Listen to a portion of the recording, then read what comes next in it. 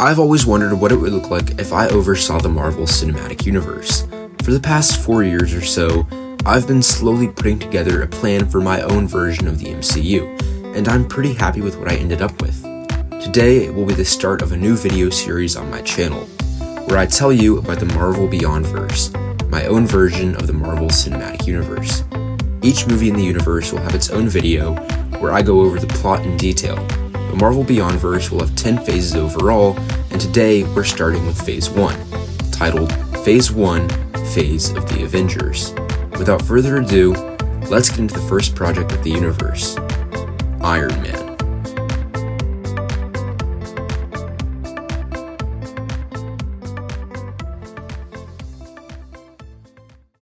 We open in a scene very similar to the beginning of the actual Iron Man movie. Tony Stark wins an Apogee Award at Caesar's Palace, but he's missing, so Obadiah Stane accepts it on his behalf. We then see Tony partying and gambling, and instead of Rhodey getting onto him, Obadiah does so. Tony treats everybody like a dick and drives off in a sports car with some girls as Highway to Hell by AC/DC plays and a voiceover starts in the background. My entire life, I thought I was invincible. I mean, I'm Tony Stark. Nothing bad ever happens to me. Well, not until Afghanistan. We cut to a black screen and hear people yelling in another language. Tony Stark, played by Robert Downey Jr., opens his eyes and we see that he's tied up in a cave. Tony then gets slapped in the face by a soldier who yells at him in another language. Please, I can't understand you. Out of the way, Amir. I'll do the talking. Raza, played by Ferran Tahir, walks in and stands in front of Tony. Mr. Stark, we've seen your work and we want to make you an offer. If you build us one of your signature weapons, we will grant you your freedom. I don't negotiate with terrorists. You don't? Because last time I checked, Stark Industries has had a history of selling to the highest bidder, terrorist or not. That was a slip-up. I wasn't behind that scandal. It doesn't matter. Besides, I'm not the terrorist. If you want to meet a terrorist, I'll gladly bring you to my boss. He is someone you don't want to meet. So I would recommend you follow our requests if you don't want me to bring him to you. From there, we see a montage of Iron Man's origin. He builds the mini-arc reactor to keep himself alive, he works with Yinsen to build the suit, Yinsen sacrifices his life, and Tony uses the Mark I suit to fight off the 10 rings and escape before being rescued by a helicopter in the desert. We cut to a couple months later in present day, as we see Tony Stark standing at a press conference. Okay, I'll back up a little bit. For the two of you who don't already know, my name is Tony Stark, genius, billionaire, playboy, philanthropist. I'm the owner of Stark Industries, a weapons manufacturing company. Well, we were. Right now we're going through a little rebrand. I want to protect people. I've realized that my company's doing more harm than good for the world. Anyways, I was in Afghanistan for a weapons demonstration when I was kidnapped by a terrorist organization known as the 10 Rings. They forced me to create an advanced missile for them, but instead of doing that, I worked with a fellow captured scientist named Yinsen to build a suit that would help me escape. Yinsen sacrificed his life to save me, and thanks to him and the suit, I was able to make it out alive. When I got back to the US, I had a change of heart about my company. From now on, Stark Industries will no longer be a weapons manufacturer. The crowd gasps and people start to get upset.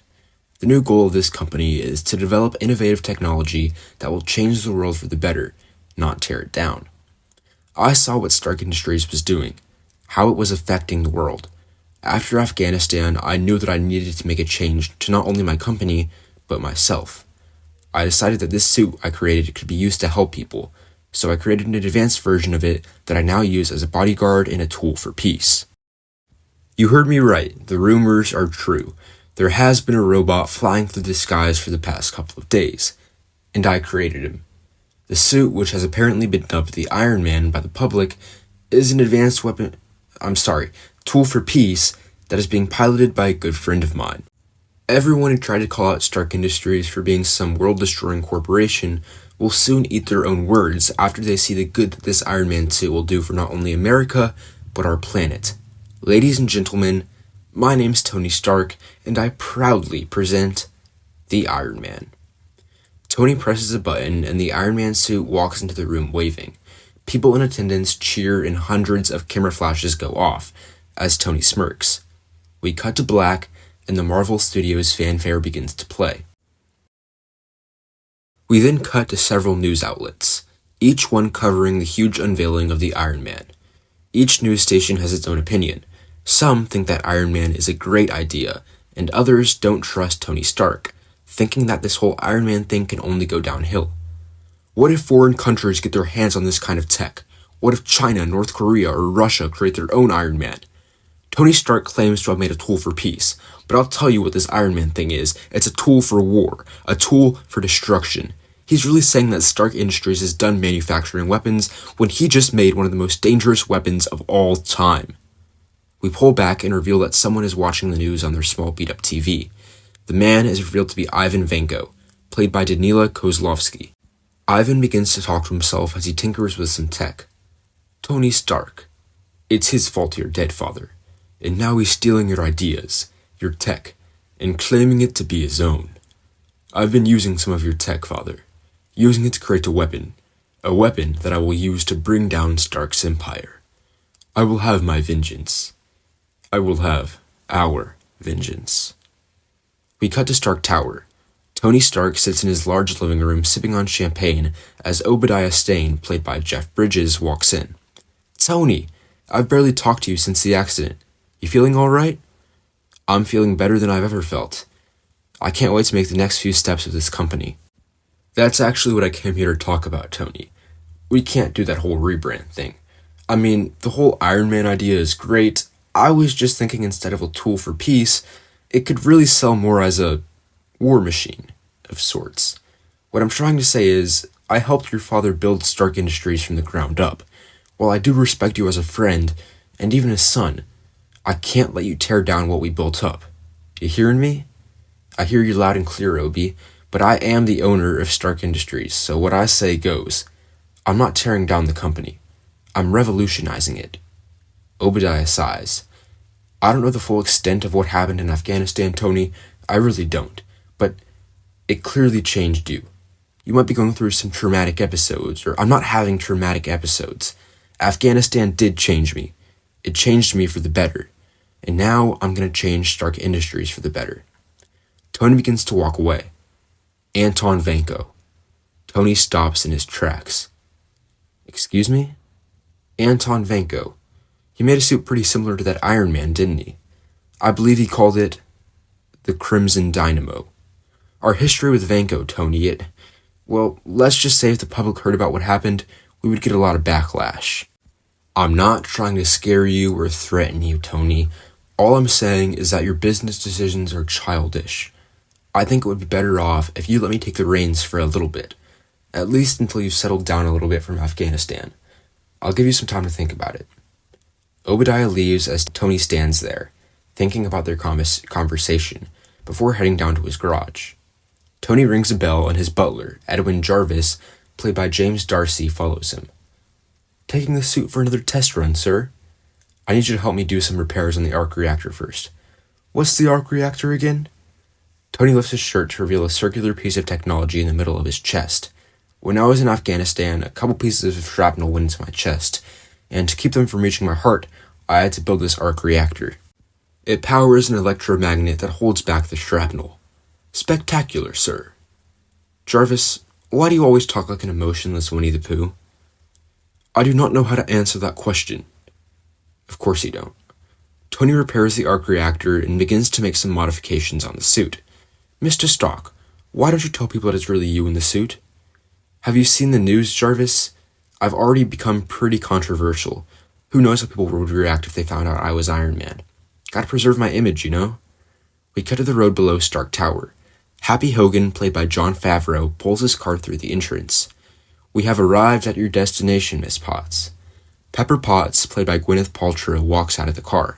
Thank you, Happy. Keep the car here. I won't be long. Pepper storms into the tower and makes her way up to Stark, but she's stopped by Bethany Cabe, played by Isla Fisher.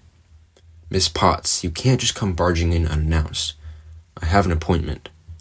I'm the head of security for Stark Industries. I would know if you had an appointment. Look, I know that you and Tony are getting close, which, by the way, I would heavily advise against. He's an absolute asshole. And you may feel threatened by me since we had a fling in the past, but whoa, Excuse me? I'm trying to be professional here. I don't care about any of that stuff. Before Bethany can send Pepper away, Tony comes walking down the hall. Pepper, long time no see. Come on, let's talk. I told you, Bethany. I have an appointment. Pepper and Tony sit across from each other in a conference room. Look, Tony, I truly believe that you're changing the company for the better, but I think we might be moving a little too fast. All your recent announcements are almost whiplash-inducing. And then we have the whole Iron Man thing. That's just... I don't even know where to start with that. It's crazy, Tony. You're crazy. I'm sorry. I don't really mean that, but I'm one of your biggest shareholders. I don't want to see Stark Industries crash and burn. I really don't. I think you're still all riled up from Afghanistan. You need to step down for a bit. Funny. That's exactly what Obadiah said. Obadiah was right, Tony. He's not just saying that because he wants to take over the company or something. He cares about you. He only wants the best for you. I know. I think I might have been too harsh on him earlier. Look, I'll think through it, Pepper, but you've got to trust me when I say that I have everything handled. That's the thing, Tony. I don't trust you. You don't exactly have a great track record when it comes to these sort of things. As Tony leaves the room, he turns around to make one last remark. What can I say? Afghanistan changed me. We cut to the snowy village of Vostok, Russia, as a small jet lands near the outskirts of the town. Ivan hears a knock on his door and goes to answer it, where he's greeted by Marco Scarlotti, played by Steve Buscemi. Hey, the name is Marco Scarlotti. This is a nice place you got here. What do you want? I work for some very powerful people, the Maggia crime family back in America. We heard about Tony Stark's new bodyguard thing and decided to do some digging. We found that Tony might have stolen the idea from your pops. Is that true? Tony Stark did more than steal my father's ideas. He killed him. Ooh, that's rough. I'm sure you'd jump at the opportunity to take revenge then. My associates want to make you an offer. We'll supply you with everything you need if you killed Tony Stark. I'll be more than happy to, but what's in it for you guys? With Tony Stark dead, we believe we'll have a way to be in control of Stark Industries. Ivan agrees to work with Marco before boarding his jet and heading to America. Jarvis enters the Stark Tower garage and sees Tony suiting up in the Iron Man armor. Taking the suit for a spin, sir? The suit's finished. I'm just about to run the first official test drive of the completed Iron Man armor. Do you need me to set up communications with you as usual? Not anymore. I developed an AI for this suit. I call her Jocasta. Jocasta, voiced by Jennifer Connelly, powers up. It's a pleasure to meet you, Mr. Jarvis. The pleasure is mine, madam. Damn, Jarvis, you really act like more of an AI than she does. Are you sure she can keep you safe? Your test runs haven't exactly been very successful lately. I have complete faith in this suit now that it's finished. Trust me, I'll be fine. Tony finishes suiting up and launches into the air. Tony soars through the New York City skyline as people look up in the night sky and see a red and gold man flying through the air. Jocasta, how are my vitals looking? All good, sir. Your new suit is a success. All of a sudden, Tony's rocket boots begin to exponentially power up, leaving Tony without control as he hurtles towards a building. Jocasta, what's going on? The suit's overloading. It's never been used this long in a single sitting. What do I do? My reboot attempts were unsuccessful. I'm afraid you're going to die, Tony. Right before Tony crashes into the building, the suit shoots up and heads back to Stark Tower. What happened? Jarvis's voice comes over the intercom. I installed an override system in case of moments like these. What? How? Never underestimate an emotionless Winnie the Pooh. Marco Scarlotti's jet lands in America, and Marco takes Ivan to a Maggia base. Did you bring your dad's tech that you were tinkering with? Of course. A man in a tuxedo walks into the room and hands Marco a briefcase. Marco opens it up and pulls out 2 long electronic whips. I invented these back in my day. I was going to use them to carry out a mission. We called it Project Whiplash. Unfortunately, things didn't work out and I never got to use them, but I've been saving them for a rainy day. Would you like to be my rainy day, Mr. Vanko? You want me to incorporate these whips into my father's technology. I mean, it'll make you more powerful than Tony's bodyguard. You'll have an even more powerful Iron Man suit. With whips! Okay, I can have the suit finished by tomorrow. Happy Hogan drives Pepper to her estate in upstate New York. Hey Pepper, before you go, I just had a question. Would you maybe like to grab coffee sometime? I know you've been going through a lot lately, and I'm just some good-for-nothing chauffeur, so if you say no, I'll completely understand. I'd love to, Happy. And you're more than just my chauffeur. You're my friend. After Pepper leaves, Happy drives off smiling. That night, Tony looks through some old photos in his bedroom. He picks up a photo of him and his father. I'm just trying to make you proud, Dad. Story of my life, I guess. I really thought this would be the best move for Stark Industries, and I still do, but everyone seems to disagree with me. What do I do? Tony then picks up a photo of him as a child next to Obadiah Stane, which was taken right after the death of Howard Stark. He has been like a father to me. He really did help me after you died, Pops. When you weren't there, when Jarvis couldn't be there, Obadiah was. That's always how it's been. Maybe I should listen to him. Give him the reins of Stark Industries for a little bit. Who am I kidding? I can't do that. He'll reform the company back into the weapons manufacturer that I don't want it to be. I'm settled with this rebrand. I mean, it's the right decision. Isn't it? The next day, Tony decides to hold a board meeting to fully discuss the company's transformation and everyone's thoughts on his announcements. I have a question, Mr. Stark. If it isn't you in the Iron Man suit, who is it? A Marine Corps veteran. He's a trusted friend of mine whose identity will remain anonymous in regard of his own requests. I mean, I'm sure you should let us know. Any other questions? We've got a company gala tonight, so if we could wrap things up soon, that would be amazing. I have a question. Obadiah, did you sneak in or something? I didn't realize you were here. I'm gonna have to leave in a second, but I just wanted to stop by and say one thing. How have you been, Tony? I realize that we've been putting a lot of pressure on you lately. And I just wanted to apologize and know if there's anything I can do for you. I think I'll be fine, but I really appreciate you being here, Obi. You've been like a father to me. I'm glad to hear that. I've got to run now, but I hope you all figure something out. After Obadiah leaves, Tony continues to talk about his new plans for the company, until he's interrupted by the wall crashing through and a man in similar armor to his flying into the building. What in the hell is that? Tony, is this one of your Iron Men? I have no idea what this is, but he obviously isn't here to make friends. Everybody run. As soon as everyone is cleared from the area, Tony suits up in his Iron Man armor and lands a punch on the attacker. Who are you? The armor's mask pulls back to reveal Ivan Vanko. The name's Vanko. Tony Stark will recognize it. Tony's stomach drops and the mask covers Ivan's face again. But right now, you can call me Whiplash. Whiplash extends his whips and swings them into Iron Man, sending him flying back. Jocasta, how do I stop this guy? The suit's still at low functionality after the faulty test run yesterday. My best consideration would be alerting the authorities. You've got to be shitting me. Well, I don't think the police will be able to stop this guy. Alert the US military.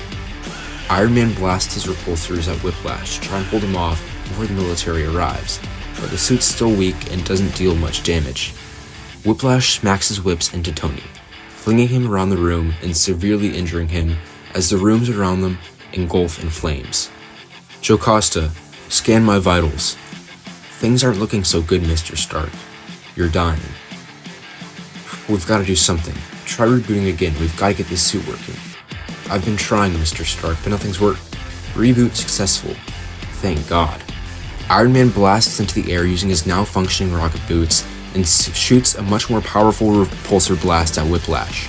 All of a sudden, military helicopters begin to surround Stark Tower, and they use a megaphone to tell Whiplash to stand down.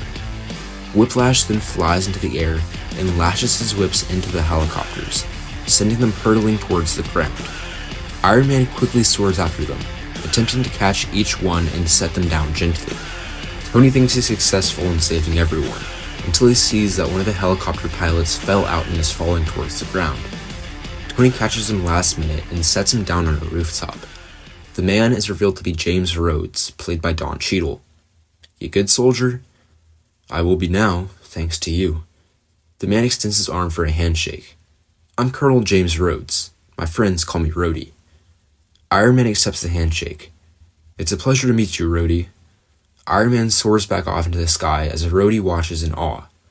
Tony flies back to Stark Tower and tries to find Whiplash. Jocasta, where is he? Ivan Vanko is currently tearing through Stark Tower. He's trying to find Tony Stark. I've got to stop him before more people get hurt. Iron Man flies through the halls of Stark Tower as he hears people screaming.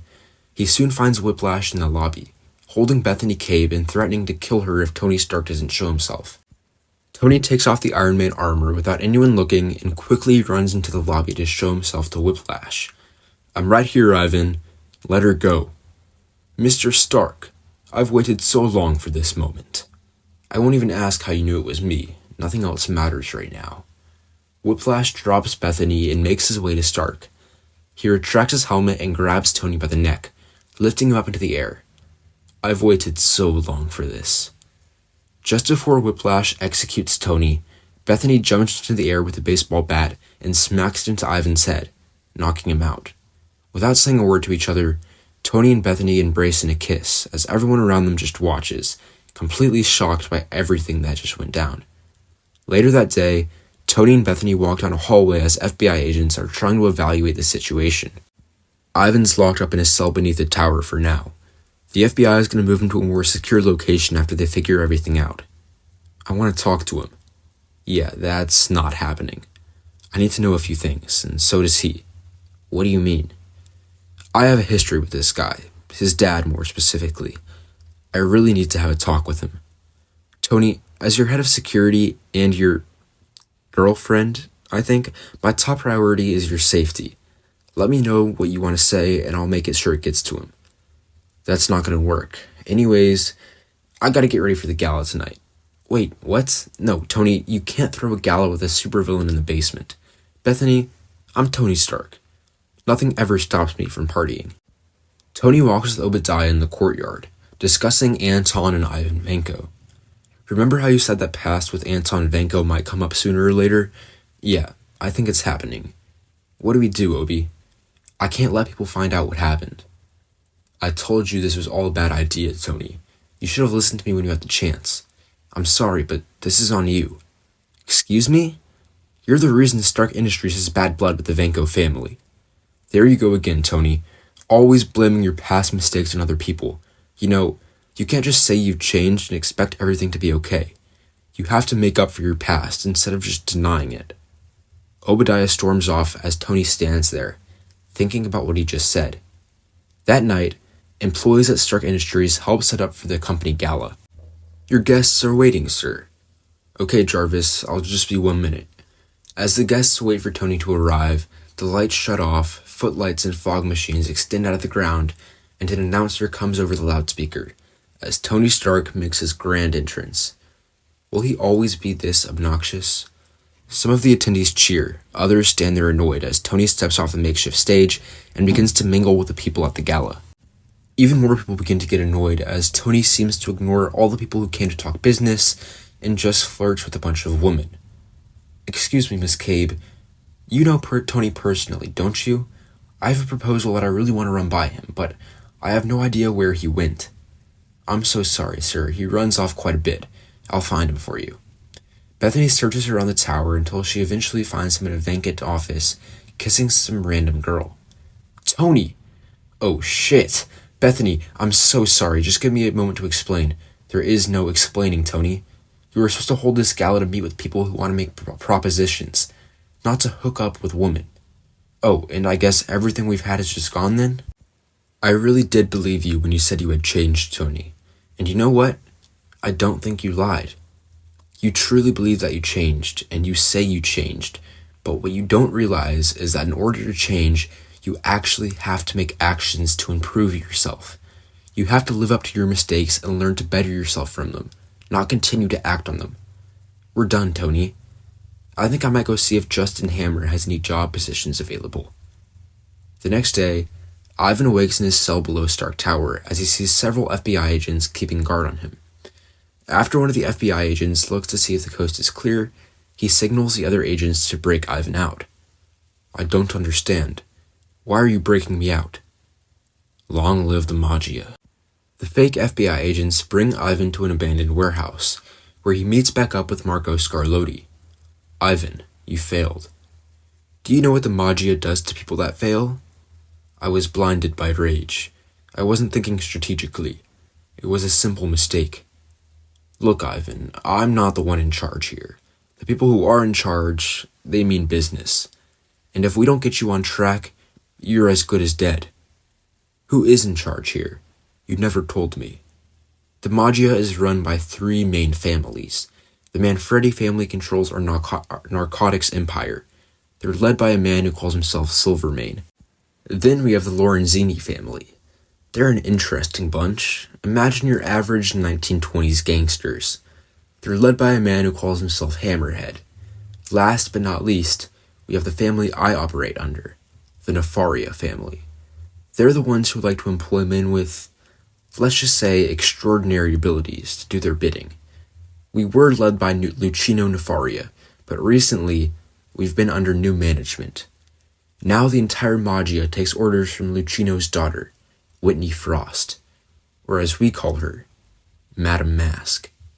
Believe me, Madame Mask won't hesitate to kill you, so I would suggest you do a lot better next time.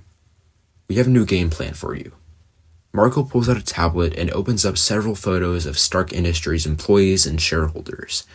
If Tony Stark wants to hide behind his associates, then clearly, we gotta kill his associates.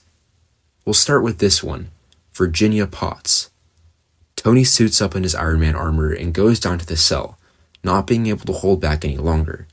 When he gets down there, he notices that Whiplash and all the FBI agents have disappeared. That's odd. Jocasta, was Ivan already transported to another facility? Jocasta shows Tony the security footage, where he sees the fake FBI agents freeing Ivan from his cell and allowing them to escape. Dear God. Jocasta, check for any sightings of a man who matches Whiplash's description. There's been a sighting near Union Square. Tony rockets out of Stark Tower as fast as he can and makes his way to Union Square. Pepper and Happy sit across from each other at a cafe. I'm really glad you decided to do this, Miss Potts. Happy, you can call me Pepper. It feels weird for you to call me Miss Potts while we're on a date. So this is a date. Wow. I thought you were just going to pass it off as coffee with a friend, but this is great. Stop making it weird, Happy. My bad, Miss Potts. Pepper. All of a sudden, Whiplash bursts through the glass window as everyone in the cafe screams. He grabs Pepper by the neck and lifts her up, extending the whip on his other arm. Before Whiplash can kill Pepper, Happy picks up a wooden chair and smashes it over his head, which does absolutely nothing. Whiplash turns his head and stares at Happy. I'm so sorry, sir. Happy! Whiplash smacks his whips into the floor, sending Happy flying to the other side of the room. Just then, Iron Man flies in. Stand down, Ivan. Also, why are you so obsessed with smashing through windows? There was no reason you couldn't have just used the door this time. If you knew the sins of Stark, you wouldn't stop me from killing him. And what exactly do the sins of Stark have to do with the lives of his shareholders? Whiplash flies into Iron Man, sending them out into the open of Union Square. Iron Man and Whiplash duke it out, as Tony tries to keep all the civilians away and make sure no one gets caught in the crossfire. Ivan, you're gonna hurt these people. If you want to fight, we're gonna have to take this somewhere else. Alright then, I'll take you somewhere else. Somewhere I can make sure that you never get in my way again. Okay, I didn't ask you to give me a shitty monologue, I just asked you to take this somewhere else. Let's go. Whiplash rockets off into this air as Iron Man follows. They fly for what seems like forever. You've never been this active in the suit for this long, sir. Energy is starting to deplete. I really gotta update this suit. Hold on for just a little longer, Jocasta. Eventually, Iron Man loses sight of Whiplash and sees something moving towards him in the distance. Jocasta, what is that? It's just the Russian Air Force, sir. What the actual frick, Jocasta? Is that a question I'm supposed to answer? You know, you're really starting to sound like Jarvis. The fighter jets close in on Iron Man and begin to fire as Shoot to Thrill by AC/DC plays in the background. Iron Man tries to dodge the bullets, but as each one hits his armor, Jocasta tells him that his suit's energy is depleting percent by percent. Eventually, Tony stops holding back and shoots repulsor rays at the jets, making sure the pilots parachute out safely as the jets crash. Tony continues to fight with the Russian jets until he realizes that he's severely outnumbered and his suit is almost completely depleted. That's when Tony gets hit with a massive blow by one of the jets. Energy levels 0%. Rockets failing. Iron Man plummets towards the ground. Tony hits the snowy surface so hard that even with the armor, he breaks several bones. You are in critical condition, Mr. Stark. I count at least 12 bones broken, including a neck fracture. You can't take off your helmet unless you're ready to undergo immediate operation. If you do, I know. I'll die. Jocasta, please. I need to find some way to get home. There's nothing I can do, sir. You're stranded in Russia indefinitely. Can't you call Jarvis? Tell him to initiate that override system or something to bring me back, or at least send someone to save me. Jocasta? Jocasta, can you hear me? Damn it. What have I done? I can't die like this. I should have never thrown that gala. I should have never done any of this. Tony lays in the cold snow, accepting his fate. Eventually, he blacks out. That's when Whiplash walks out of the woods, standing over Iron Man's body. Whiplash picks him up and drags him through the snow, bringing him into his home in the town of Volstock. Back in New York, Bethany Cabe brings Happy and Pepper to Stark Tower. I'll take you to your living quarters for the next few days. Living quarters? No, I am not having a sleepover with Tony Stark. I was ordered to bring you two here to stay for the time being. It's the safest place for you now that you're being hunted down by a supervillain. How is it safe? Haven't most of the attacks been at Stark Tower? I'm just following orders. Tony's my boss, although that probably won't be the case for very long. Tony wakes up a couple hours later and sees Ivan Vanko is sitting in a chair next to the table he's lying on. I had the option to kill you, but I decided to bring you here to show you who Tony Stark truly is. Then maybe we could work together to bring him down. Sorry, bud, not working with a supervillain. I'm not a supervillain. I'm pretty sure you're a supervillain, dude. I mean, you're Russian and your name's Ivan. Wait, did you kill Apollo Creed? This is no time to joke. It's my turn to talk. My father was a man named Anton Vanko. He created an advanced suit of armor similar to yours to serve the Russian government. He called it the Crimson Dynamo. The truth is, the Russian government was afraid of my father and his inventions, so they planned to assassinate him after he came back from his mission in the United States. When my father arrived in America, he was quickly turned to the side of your country. He was even offered a job at Stark Industries. But I guess Tony Stark got greedy. He wanted my father's inventions to be under his own name. Tony Stark fired my father and ruined his name, claiming him to be a Russian spy. My father was sent back to Russia, where he was assassinated. I was left an orphan. Now, Tony Stark announces this new Iron Man, using technology incredibly similar to my father's Crimson Dynamo, disrespecting his name. Don't you see? Tony Stark is a despicable man. We have to work together to take him down. You have the truth twisted, Ivan. That's not how things went down. I know what happened. I know the man Tony Stark truly is. Take off your mask. I can't. Stop lying to me. Take off your mask now before I slice you in half with my whips. I just sustained a severe neck fracture. If I take off my mask without being ready to undergo immediate operation, I'll die. I can perform the operation. I have all the materials here. Then maybe you'll see that I don't want to be your enemy. If I take off this mask, you're not going to want to do that. You have nothing to lose, do you? You know what? You're right. Ivan prepares all the materials and gets ready to perform the operation, as Tony prepares to take off the Iron Man mask, bracing for Ivan's inevitable anger when he learns his identity.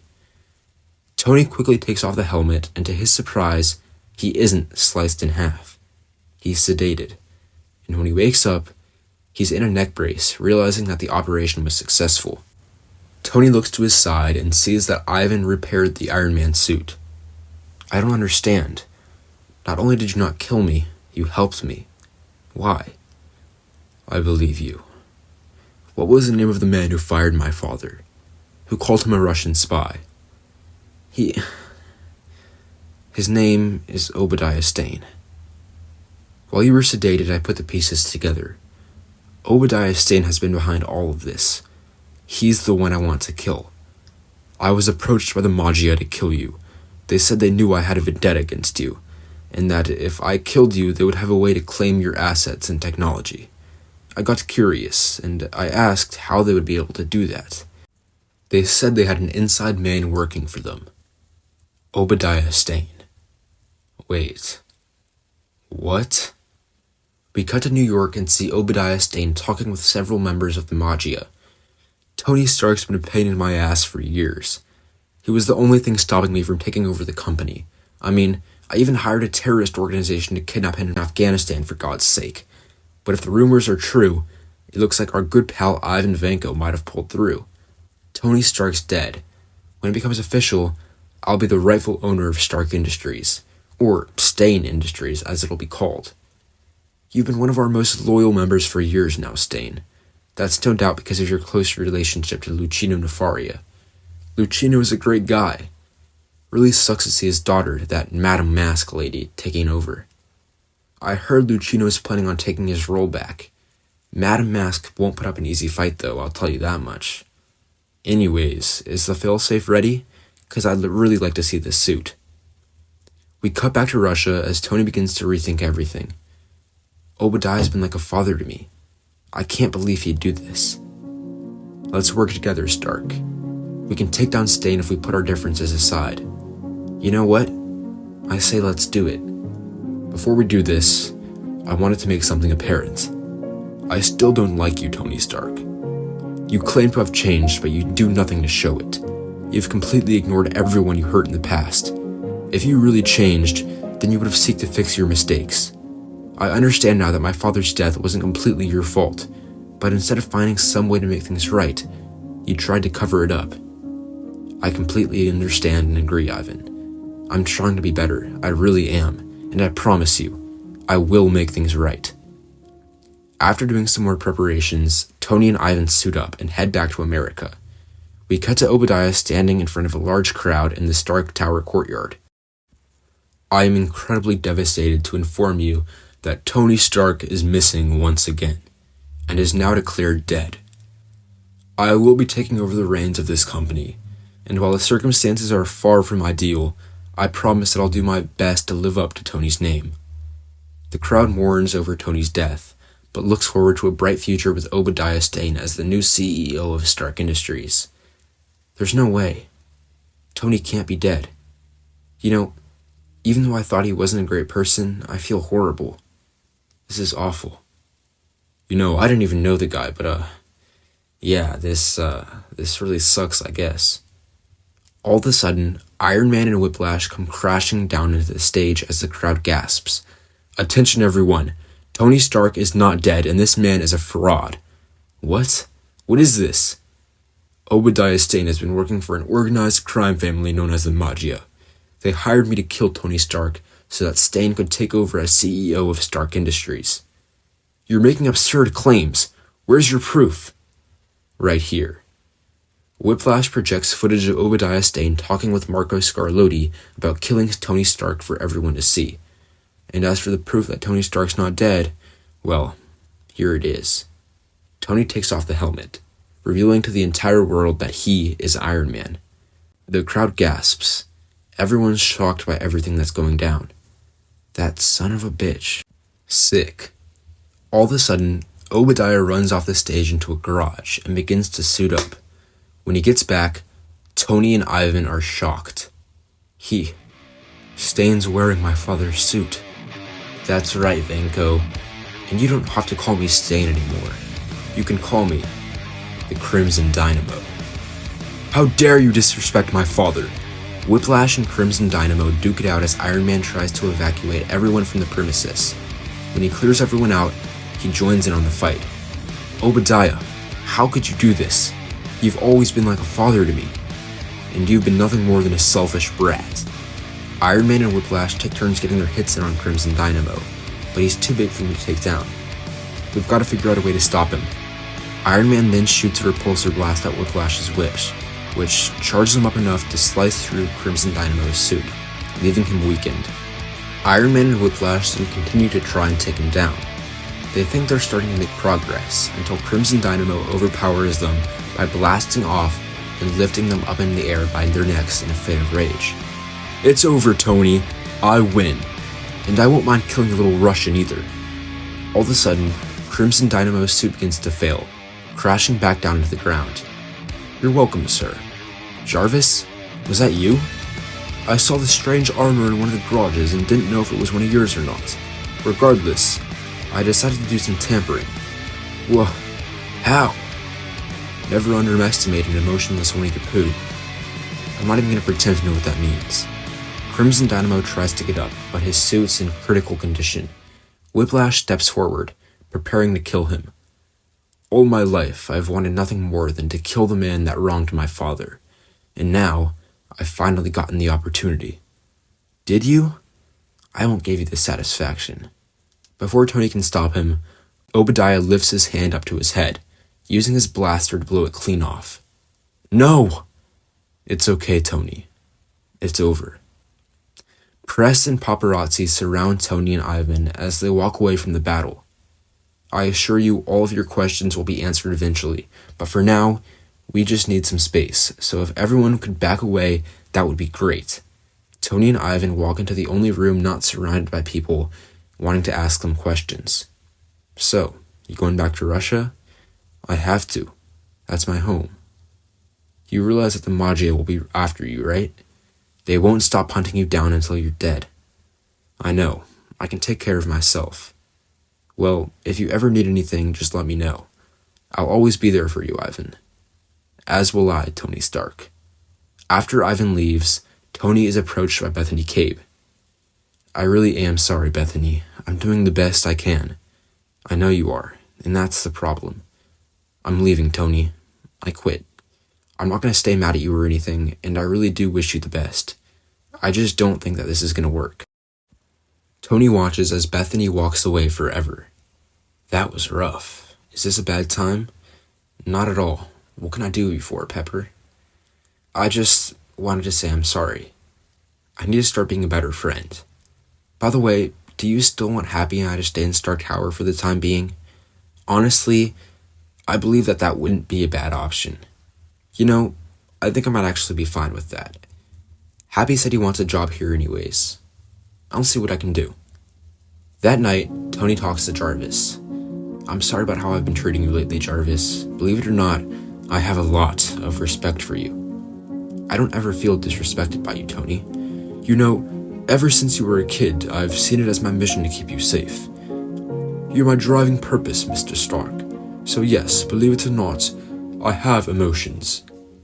A week later, Tony holds a press conference to address everything that's happened, including him being Iron Man. The last thing I wanted to talk about today is very important.